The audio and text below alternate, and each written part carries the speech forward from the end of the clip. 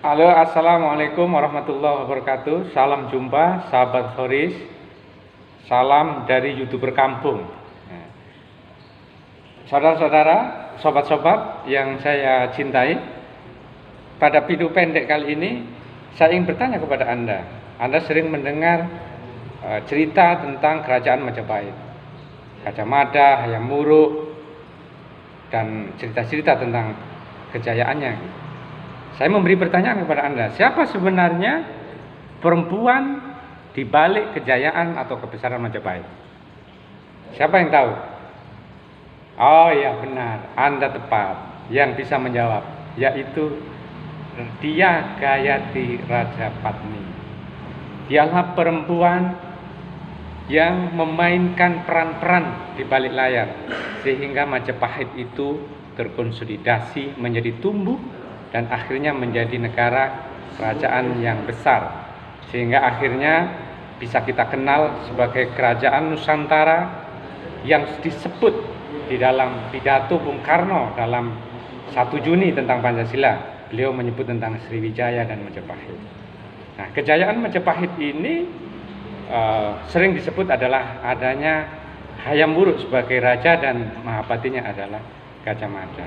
Tapi banyak orang yang tidak mengetahui bahwa di balik itu semua ada seorang petapa, anak seorang raja yang menjadi istri dari pendiri Majapahit, yaitu Dyah Gayatri. Inilah yang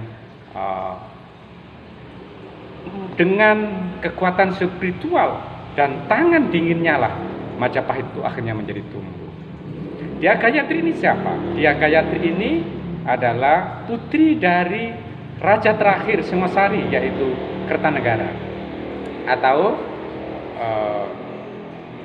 anak dari Kertanegara yang menjadi istri Raden Wijaya. Raden Wijaya inilah yang akhirnya menjadi Raja Majapahit pertama atau pendiri kerajaan Majapahit. Setelah Wijaya meninggal, tahta ini diberikan kepada yang namanya Jayanegara. Nah, Jayanegara ini anak dari Darapeta. Nah, Darapeta ini dari putri Melayu. Nah, dari sinilah kerajaan Majapahit waktu itu mengalami banyak goncangan-goncangan, yang akhirnya goncangan-goncangan politik ini yang mengakibatkan terbunuhnya Jayanegara. Ada yang bilang bahwa kematian Jayanegara adalah intrik-intrik dari kerajaan, ya, dari dinasti atau keturunan Kertanegara, yang dianggap mereka ingin mengambil bagian, ya, keturunan mereka lah yang ingin melanjutkan Majapahit. Atau juga di sisi lain bahwa Jayanegara terlalu muda dan terlalu belia, sehingga waktu itu banyak intrik-intrik dan perilaku-perilaku beliau yang mengakibatkan banyak masalah dalam kerajaan, sehingga kerajaan itu menjadi goncang.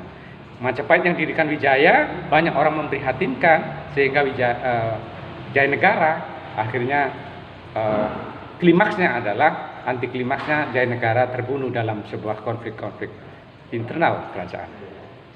Ketika Jayanegara mati, siapa yang menggantikan? Nah, disinilah peran Gayatri, ya. Gayatri tidak menjadi raja Majapahit, tetapi Gayatri menjadi petapa, menjadi resi, menjadi pendeta, ya, menjadi pendeta. Tetapi pikirannya terus memikirkan kerajaan ini karena visi-visi ayahnya yaitu Kertanegara, itulah yang ingin dia terjemahkan. Maka akhirnya dia menunjuk anaknya, ya, anaknya yang bernama Tribuana Tunggadewi. Tribuana Tunggadewi nanti dikawal oleh namanya Gajah Mada. Nah, Gajah Mada ini juga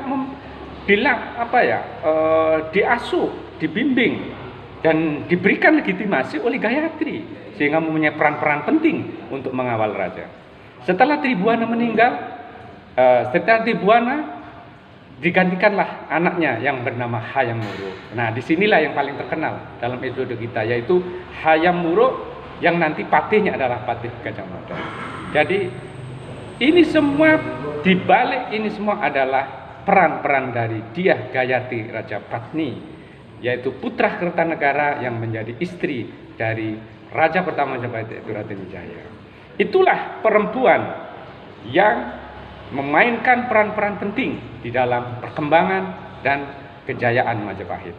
Demikian Sobat Khoris, terima kasih. Semoga Anda berkenan dengan video ini. Assalamualaikum warahmatullahi wabarakatuh.